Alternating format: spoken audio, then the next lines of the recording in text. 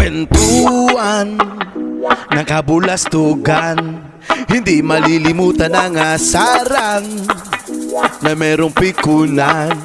Lalo na rin nung unang niligawan, unang kabiguan, at dyan nagsiseryoso ang usapan at pagdadamayan na tunay at tapat na kaibigan. Melody! O mga buwang o kaibigan, lubang maaasahan.